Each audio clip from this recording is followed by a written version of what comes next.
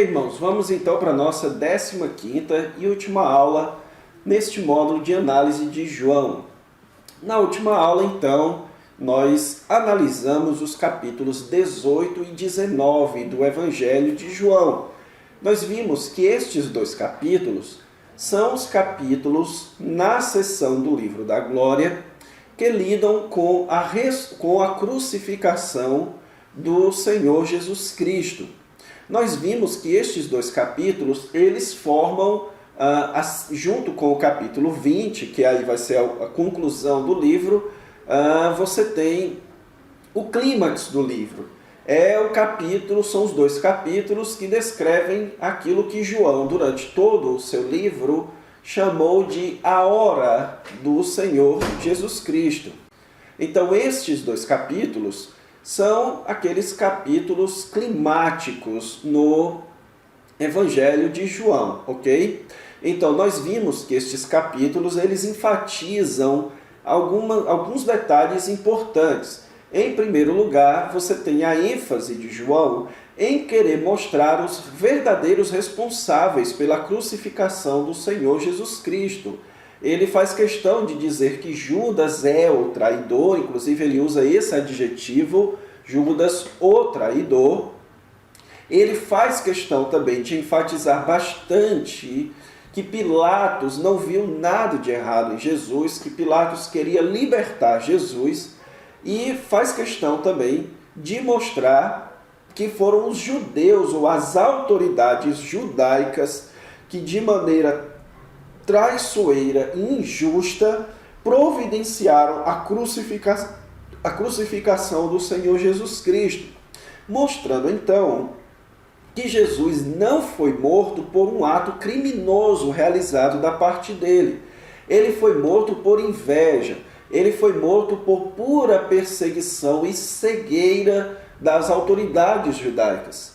João quer mostrar que o povo de Israel foi traído pelos seus líderes, que a nação de Israel foi traída por aqueles que a lideravam, que eram os judeus, os sinédrios, os fariseus e sacerdotes e levitas, que eram os guardas do templo, ok? Então, eles traíram a nação de Israel, crucificando o Messias deles.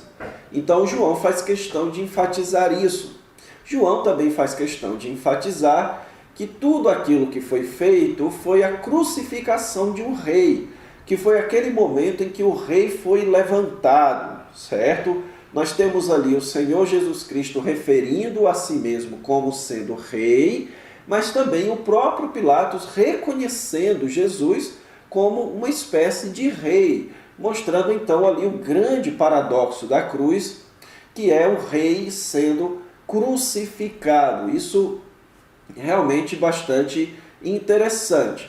E por fim, o apóstolo João coloca o Senhor Jesus Cristo como sendo crucificado na Páscoa, dando então um significado teológico para a crucificação de Cristo. O que é que significa isso?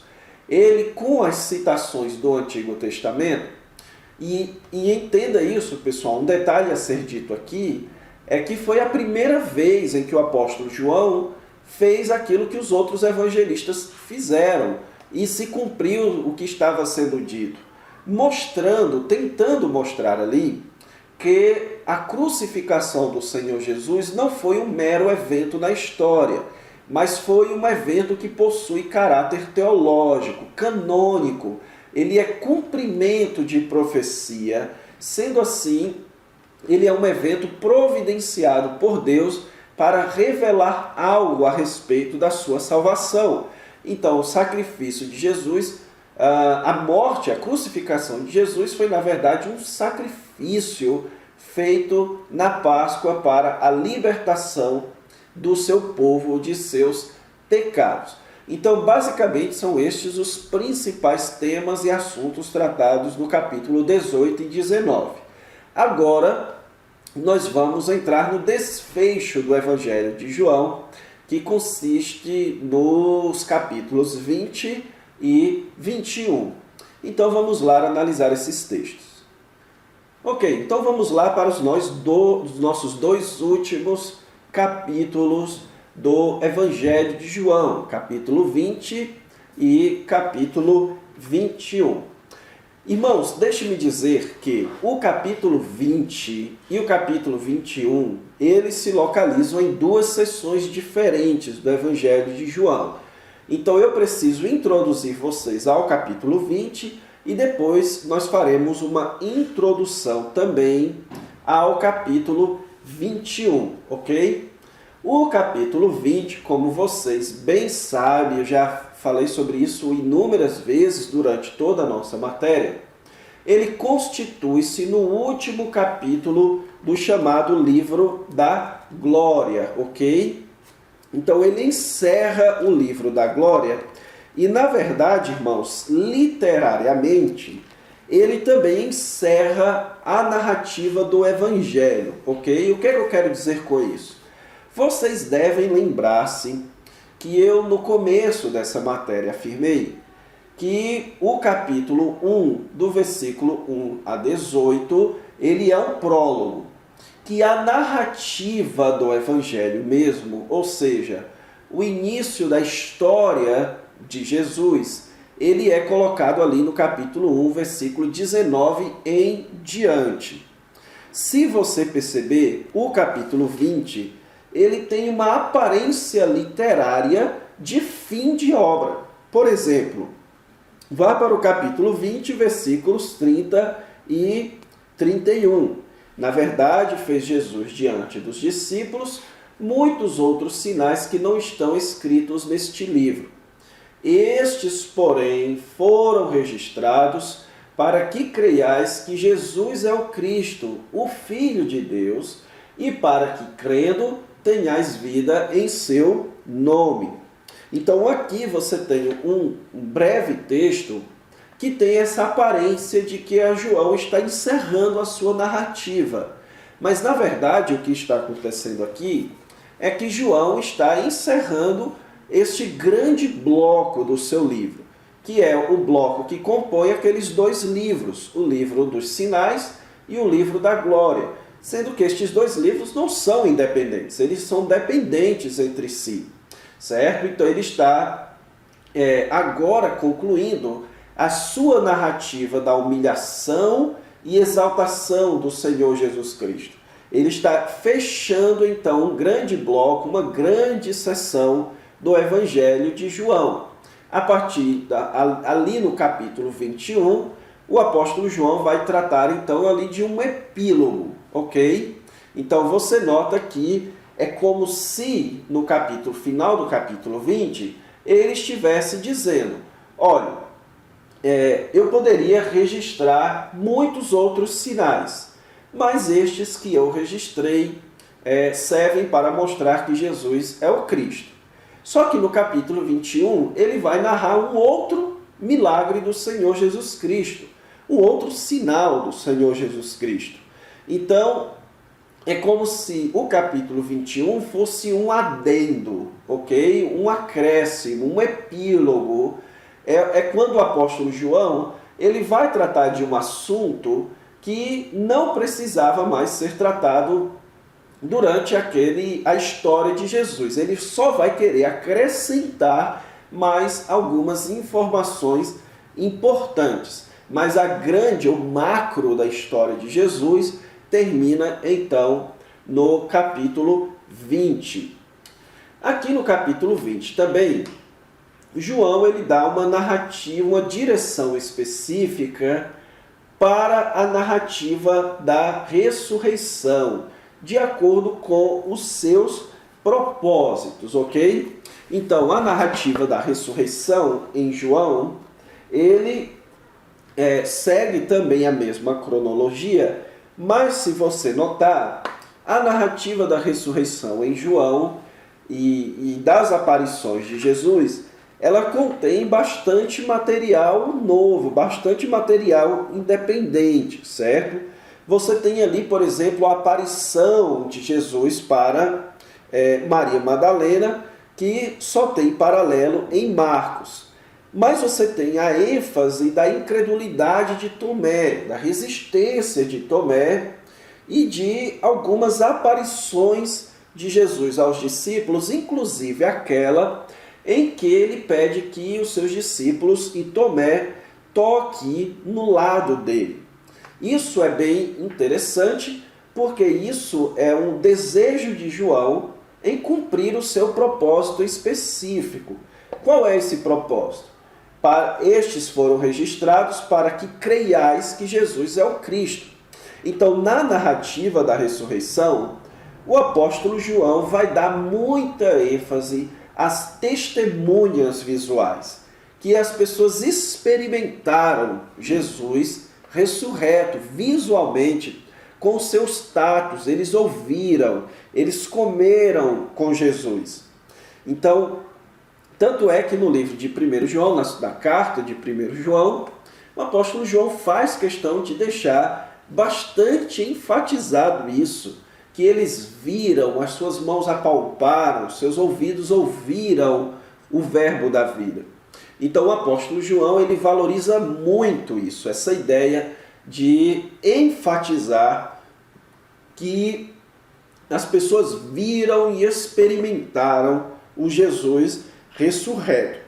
Ok? Então isso para os primeiros leitores de João e para nós também tinha um significado muito grande, pois se Jesus de fato ressuscitou dentre os mortos, isso é uma evidência mais do que cabal, uma evidência mais do que suficiente para o fato de Jesus ser, então, o Messias.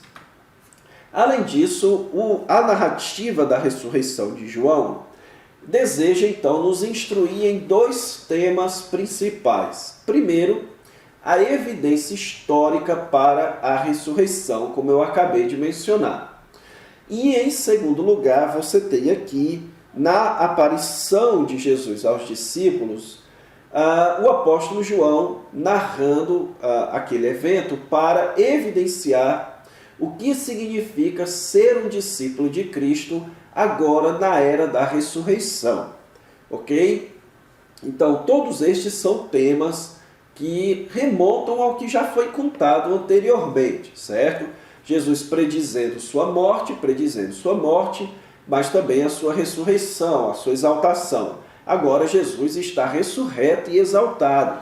Então ele precisa preparar os seus discípulos para esse ministério pós-ressurreição. Então é basicamente estes os assuntos. Agora vamos aqui para a estrutura de João capítulo 20. Em primeiro lugar, capítulo 20, versículos de 1 a 18, você tem Maria e o túmulo vazio, ok? Então você tem o sepultamento de Jesus ali no final do capítulo 21, a partir do capítulo 19, a partir do capítulo 20, você já começa dizendo, no primeiro dia da semana, ou seja, no domingo, Maria Madalena foi ao sepulcro de madrugada, ou seja, por volta das 5, 6 horas de manhã. E então ela viu que a pedra estava removida. Então note que o apóstolo João, ele começa a narrativa da ressurreição por meio de Maria Madalena, certo? E isso tem uma relevância gigantesca, irmãos, que a gente vai comentar já já. E então ela correu e foi ter com Simão Pedro e com outro discípulo. Então note aqui, certo, como o apóstolo João gosta de colocar Pedro e ele como fazendo parte dos mesmos eventos. Então ele sempre se colocando ao lado do apóstolo Pedro. Ele gosta disso. Sempre se colocando ao lado do apóstolo Pedro, ok? Então, o texto diz que eles corriam juntos, mas o outro discípulo correu mais depressa do que Pedro e chegou ao sepulcro. E então, eles viram os lençóis que não tinham nada, e Simão Pedro, então, quando chegou ao sepulcro, viu que não tinha nada, certo? E os dois, então, perceberam que Jesus havia ressuscitado dentre os mortos. Então note aqui a riqueza de detalhes. Ele mostrando quem chegou primeiro, depois Pedro chegou, só que quando Pedro chegou, João ainda não havia entrado. E então, quando o João entrou, ele viu ali também que não tinha ninguém, e eles creram, certo? E aí eles voltaram para casa, e a narrativa volta para Maria Madalena e seu encontro com Jesus. Então, você tem aqui essa ênfase em Maria, Pedro e João, encontrando o túmulo vazio. Depois do capítulo 20, versículo 19 ao 23, você tem ali um dos encontros do Senhor Jesus Cristo com os seus discípulos. Na verdade, você tem ali o primeiro encontro, porque você tem ali, ao cair da tarde daquele dia, o primeiro da semana, trancadas as portas da casa onde estavam os discípulos com medo dos judeus, veio Jesus, pôs-se no meio e disse-lhe: paz seja convosco. Então note aqui como o apóstolo João faz questão de dar riquezas de detalhes, certo? Eles estavam em casa, era no domingo, só que era de tarde, e as portas estavam trancadas porque eles estavam com medo. Então Jesus entrou e se pôs no meio deles. E logo no versículo 20 é dito que Jesus mostrou a mão e os lados, dando essa ênfase aqui dos discípulos como testemunhas visuais, ok? Então ele tem essa primeira aparição aos discípulos. E então, dos versículos 24 ao 29, a narrativa agora vai centrar-se em Tomé. E já já nós vamos ver a relevância de João em enfatizar Tomé, ok? Mostrando então que Tomé ele não estava com os discípulos e por isso ele assumiu uma certa posição de incredulidade, mas depois Jesus aparece de novo aos discípulos 8 dias depois daqueles, e Tomé estava presente, e então Tomé viu e creu. E então você tem a conclusão nos versículos 30 e 31. Então, basicamente, é essa a estrutura do capítulo 20 do Evangelho de João. Então, quais as implicações teológicas que o capítulo 20 tem? Primeiro, irmãos, você tem aqui o apóstolo João tentando enfatizar vários exemplos de fé no Cristo ressurreto, vários contatos de Cristo com os seus discípulos. E isso para enfatizar o tipo de fé que se requer daqueles que viram o Senhor Jesus Cristo ou não ressuscitado. Você tem em primeiro lugar Pedro e João, que correram para ver Jesus ressuscitado, certo? Então, Pedro e João, como sendo em primeiro lugar as duas principais testemunhas oculares, foram os primeiros que perceberam dos apóstolos, claro, que Jesus havia ressuscitado. Você também tem um exemplo aqui de Maria Madalena, e você tem uma longa história dos versículos 11 até o 18, certo? Então, você tem o texto no versículo 17, capítulo 20, versículo 17. Não me detenhas, porque ainda não subi para meu pai, mas vai ter com os meus irmãos e disse-lhes: subo para meu pai e vosso pai, para meu Deus e vosso Deus.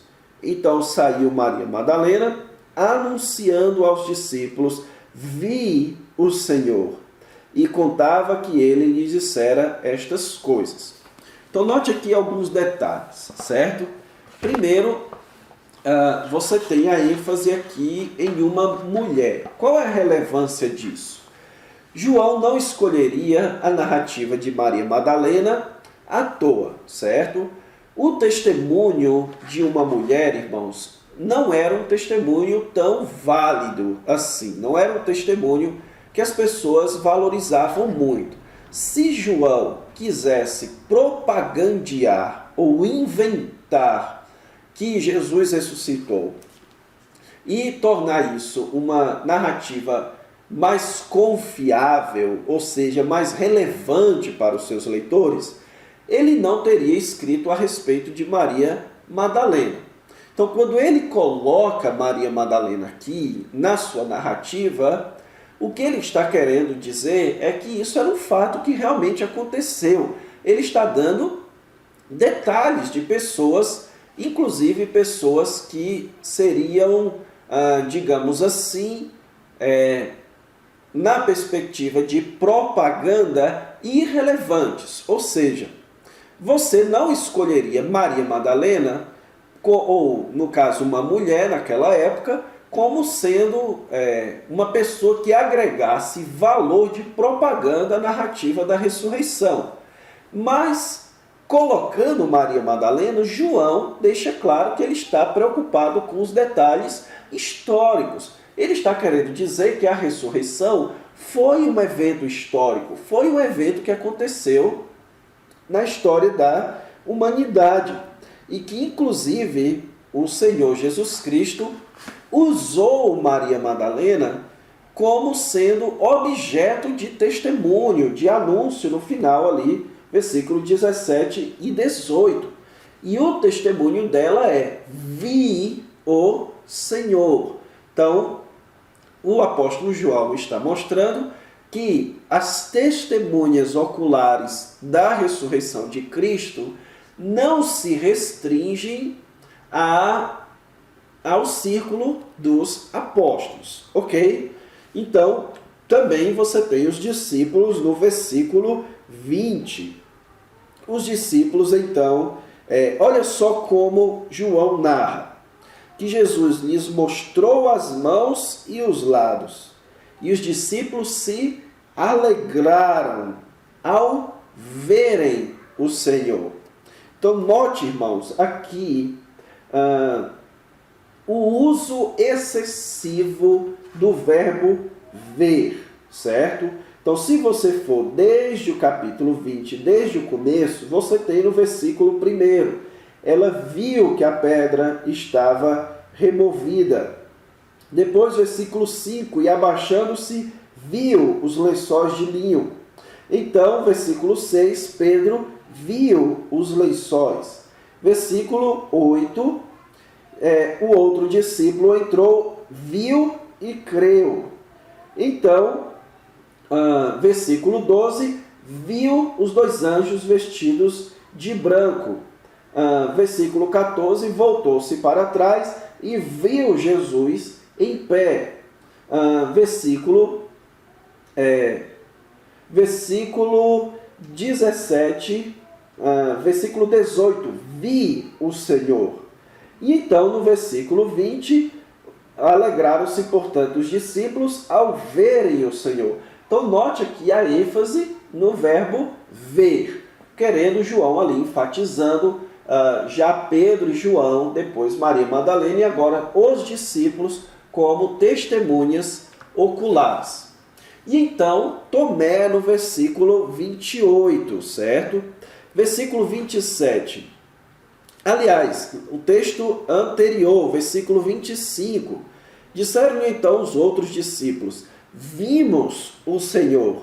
Mas ele respondeu: se eu não vir nas suas mãos o sinal dos cravos, e ali não puser o meu dedo, e não puser a minha mão no seu lado, de modo algum acreditarei. Ou seja, se eu não vir e tocar no Jesus ressurreto, não vou acreditar. Ver e tocar, irmãos, são coisas que você só pode experimentar se a outra pessoa estiver presente ali, certo? Naquela época não havia foto ou Skype ou coisa do tipo que você poderia ver a pessoa mesmo ela a distâncias, a quilômetros de distância. Naquela época não era assim. Então, Tomé estava dizendo que queria ver e tocar. Isso implicava dizer que Jesus deveria estar corporalmente na sua presença. Algo que é inútil ou que não acontece desde que Jesus subiu aos céus. Jesus só apareceu a mais alguém que foi ao apóstolo Paulo dessa maneira. Então, o Senhor Jesus Cristo não tem aparecido corporalmente para as pessoas. Isso levantaria uma questão. Como as pessoas na década de 80, ali no primeiro século, ou no século 21, acreditarão no testemunho de Jesus como tendo ressuscitado dentre os mortos, se eles não podem ver ou se não podem tocar? Então, como é que as pessoas vão acreditar? Por isso que a narrativa de Tomé foi colocada, certo? Então, quando João escreveu, talvez a grandiosa maioria de testemunhas oculares da ressurreição de Jesus já haviam morrido, certo? Então, o texto diz, no versículo 27, que Jesus apareceu a Tomé. Então, o que Jesus diz? Põe aqui o teu dedo e vê as minhas mãos. Chega também a tua mão e põe-na no meu lado, não sejas incrédulo, mas crente. E aí Tomé responde, Senhor meu e Deus meu. E então Jesus conclui, porque me viste, creste, bem-aventurado os que não viram e creram. Então o que é que João quer ensinar aqui? Que não é necessário ser testemunha ocular da ressurreição de Jesus para crer. Você só precisa crer no testemunho apostólico. Nós não podemos ser como Tomé, que não creu no testemunho apostólico. Nós precisamos fazer o que Jesus disse, crer no testemunho dos apóstolos que foram testemunhas oculares do Jesus ressurreto, ok? Então, por fim, você tem a ênfase na realidade da ressurreição, como eu já enfatizei aqui. João tenta dar várias evidências, várias comprovações de que a ressurreição foi um fato histórico. O uso de Maria Madalena, os detalhes dos lençóis, os detalhes do sepultamento, os detalhes de quem chegou primeiro no túmulo, quem ficou lá no túmulo, a hora que isso aconteceu, se foi de tarde, se foi de noite, quantos dias depois Jesus apareceu para os apóstolos de novo. Enfim, você tem uma riqueza de detalhes que deixa claro ali a ressurreição como uma realidade histórica. E então, irmãos, nós não podemos deixar de comentar aqui o versículo 22 do capítulo 20, que diz, e havendo dito isto, soprou sobre eles e disse-lhes, recebei o Espírito Santo. Se de alguns perdoardes o pecado, seriam perdoados. Se lhe o retiverdes, serão retidos. Então aqui você tem aquele que é chamado de um Pentecoste joanino. O que é o Pentecoste joanino? O Pentecoste joanino é quando o Senhor Jesus Cristo sopra para os discípulos receberem o Espírito Santo. Muitos sugerem que aqui o apóstolo João está dando ou trazendo a narrativa de Atos capítulo 2 para a época de Jesus. Isso é possível, Jesus simbolizar aqui Atos capítulo 2, é possível. Porém, o mais correto é que nós tomarmos isso daqui como tendo acontecido literalmente. Não há nenhum indício aqui de João partindo para um elemento mais simbólico. Então, o que está acontecendo aqui?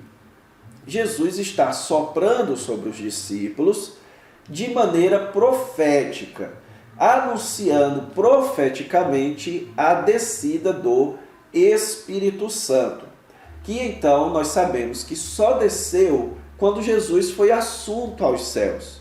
Então os discípulos aqui ainda não haviam recebido o Espírito Santo, certo?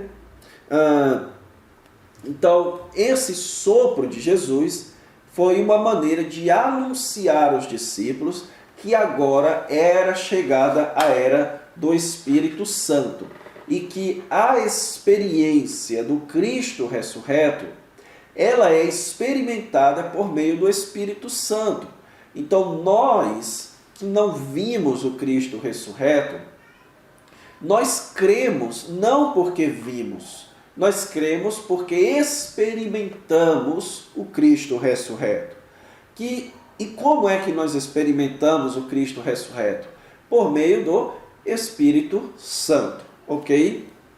Então é essa a ideia aqui dessa pequena narrativa do sopro de Jesus sobre os discípulos. Então, vamos entrar aqui no capítulo 21, que é o último capítulo do Evangelho de João. Então, como eu disse a vocês, irmãos, se o capítulo 1, versículos de 1 a 18, funciona como prólogo, o capítulo 21 ele funciona como epílogo, ou seja, ele resume alguns temas e leva-os a uma firme conclusão, certo? Então ele serve para resumir alguns temas e levá-los a uma firme conclusão. Então, que tipo de tema? Por exemplo, a temática da restauração de Pedro. Então ele resume isso, ele traz de volta essa temática que foi uma ponta que não foi corrigida a respeito da negação de Pedro por parte de negação de Jesus por parte de Pedro, certo? Outro tema também, como a gente vai ver, é a tarefa da igreja, certo? Então esse é um tema que o apóstolo João enfatizou de certa maneira, mas agora ele vai levar a uma firme conclusão. Então quais são estes temas? Primeiro, a missão da igreja, simbolizada na conversa de Jesus com Pedro. E também a restauração de Pedro, mostrando o perdão de Cristo àqueles que o negaram. Então vamos ver aqui a estrutura de João, capítulo 21. Você tem aqui o milagre da pescaria, certo? Então Jesus, nós sabemos por outros evangelhos que ele apareceu outras vezes para os apóstolos, mas o Senhor Jesus Cristo, depois disto, ou seja, depois destes 8 dias que Jesus apareceu para Tomé e os outros, os discípulos agora já não estavam mais na Judéia, eles estavam na Galileia, no mar da Galileia, que é o mar de Tiberíades, e então estavam alguns deles reunidos pescando, certo? Então, quando foi de madrugada, Jesus apareceu para eles, e aí você tem ali o apóstolo João contando a história de mais uma pesca milagrosa, mais uma abundância na pesca. O texto então nos diz que foram 153 grandes peixes. Então veja aqui a riqueza de detalhes, certo? Ele dizendo que foram 153. Por que ele não arredondou para 150? Porque ele quer dar detalhes.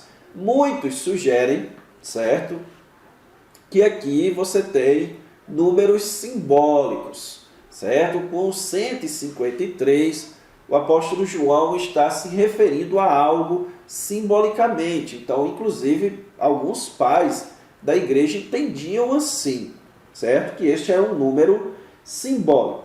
Mas a ideia, então, é que houve essa pesca milagrosa. Depois do capítulo 15 até o 17, o Senhor Jesus monta a fogueira e eles então começam a assar os peixes e Jesus conversa com Pedro e aqui você tem a narrativa da restauração de Pedro. Depois você tem a predição da morte de Pedro e do discípulo amado, no capítulo 21, versículos 18 a 23, ok? Por fim, no capítulo 21, versículo 24 e 25, você tem a validação do testemunho de João. Então vamos lá. Muitos sugerem, só antes da gente partir, irmãos, que estes dois últimos versículos foram escritos por discípulos de João, ok? É possível.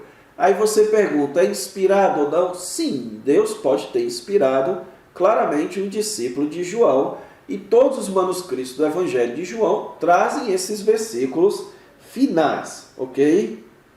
Por que muitos sugerem isso? Por causa da terceira pessoa aqui. E sabemos que o seu testemunho é verdadeiro, ok? Então, e quando eles dizem, há porém ainda muitas outras coisas que Jesus fez, se todas elas fossem relatadas uma por uma, creio eu que nem no mundo inteiro caberiam os livros que seriam escritos. Ou seja, você talvez possa ter aqui, uma hipótese, certo? Que um discípulo de João atestou o testemunho de João aqui e atestou também que eles conheciam muitos outros sinais, que João poderia ter contado muitos outros, mas eles não caberiam em todos os livros do mundo, certo? E qual o significado então de João 21? Primeiro, a obra apostólica da igreja. Todos os 3 evangelhos sinópticos terminam lidando com a tarefa da igreja. Com o evangelho de João, não poderia ter sido diferente. João narra a conversão de Pedro, na verdade, a conversa de Jesus com Pedro, mostrando ali, então, a tarefa apostólica, que é cuidar das ovelhas que Cristo morreu por elas. Então, a igreja, ela deve buscar as ovelhas pelas quais Cristo morreu. Então, essa é a tarefa, apacentar as ovelhas de Cristo. A tarefa da igreja é recolher, é ser um rebanho, é acolher o rebanho do Senhor Jesus Cristo. E também o apóstolo João termina aqui este paralelo de Pedro e João, nos mostrando que este paralelo constante de Pedro e João servia para que os seus leitores não entendessem que havia rivalidade entre Pedro e João. Muito provavelmente, rivalidade essa que poderia ocorrer, como o próprio apóstolo Paulo teve que lidar com esse tipo de rivalidade. Talvez João estava tendo que lidar com isso também, certo? Com aquela narrativa de Pedro preocupado se João iria morrer ou não, como ele também iria morrer. Então Jesus manda que Pedro se preocupe consigo mesmo. Ou seja, não deve haver este senso de rivalidade entre estes 2 grandes líderes. Então, com isso, irmãos, a gente encerra a nossa análise do Evangelho de João.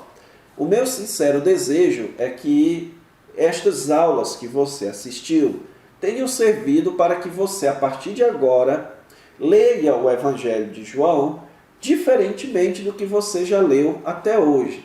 Obviamente, nós não fizemos aqui uma grande análise exegética, mas certamente podemos oferecer para você várias ferramentas, várias informações que servem de estrutura básica para uma boa compreensão do Evangelho de João. Então foi um imenso prazer estar com vocês durante esse tempo, durante este assunto, essa matéria, e eu espero ter a oportunidade de ser usado por Deus para edificar as suas vidas,